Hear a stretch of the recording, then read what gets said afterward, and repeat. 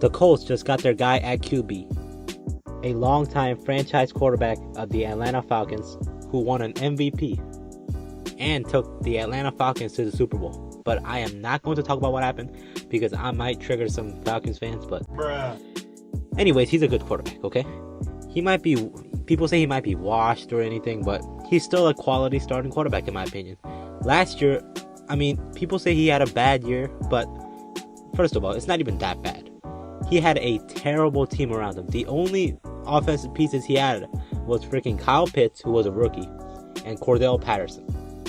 And you know who their wide receiver one was? Freaking Russell Gage. And don't sit here and tell me that Russell Gage is a quality wide receiver one.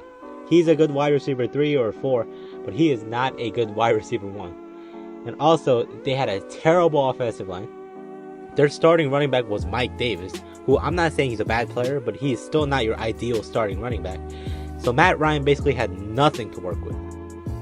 I think it's also worth mentioning that they had a terrible defense. Their defense was not even average. So Matt Ryan basically was carrying the team by himself along with Cordell Patterson and Kyle Pitts. And Matt Ryan wasn't even that bad. He didn't throw for that many touchdowns, but he still had almost 4,000 yards with no weapons. And he still threw for over 20 touchdowns. So don't sit here and tell me that Matt Ryan isn't an upgrade over Carson Wentz. Because guess what? Matt Ryan is a smart quarterback. He takes checkdowns. He takes receivers that are open. Unlike Carson Wentz, who just makes stupid mistakes and just wants to make a hero play. So he plays hero ball. Carson Wentz didn't take checkdowns like he was supposed to. Like if Jonathan Taylor would be open 5 yards in front of him, and if he just gave him the ball, Jonathan Taylor would have most likely gotten at least 10 yards and for a first down. But Carson Wentz would occasionally just throw at Michael Pittman with 3 people guarding him down the field. And that resulted in many losses for the Colts.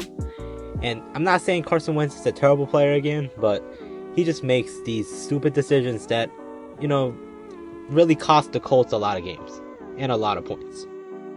Back to Matt Ryan. So if the Colts can get at least the 2020 Matt Ryan, and obviously they should hope for a 2018 Matt Ryan or a 2016 Matt Ryan who was fantastic. At least if they get at least a 2020 Matt Ryan or even a 2021 Matt Ryan, the Colts will definitely be a playoff team with Jonathan Taylor, Michael Pittman, that elite offensive line led by Quentin Nelson. Their good defense with Darius Leonard, Kenny Moore, DeForest Buckner, and Yannick Ngakoue now. They will be fine. The Colts will win at least 10 games, and Matt Ryan will have at least 4,000 yards with at least 20 touchdowns. Now looking at what they gave up for Matt Ryan. So they gave up a 3rd round pick, which was an 82nd overall pick, which was their own pick, but they still have a 3rd round pick from the Washington Commanders by trading away Carson Wentz. And that is 9 spots ahead of their own 3rd round pick, which they traded to get Matt Ryan.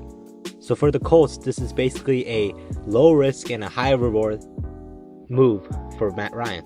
Because Matt Ryan is a productive quarterback. He can definitely win you games, and he can definitely make some big plays when it's needed. But you still have Jonathan Taylor to lean on. Your main focus should be the run game. Like, Matt Ryan will not turn into Patrick Mahomes or Aaron Rodgers. So the Colts have to lean on their running game, but Matt Ryan is also there to move the chains and just make big plays when needed. All this with a great defense and a good coach. The Colts are in a prime position to compete for the AFC South title, and in my opinion, they can even be a sneaky AFC contender. So that's basically it, guys. Hope you guys enjoyed the video, and I hope the Colts at least make the playoffs so I don't look like a fool.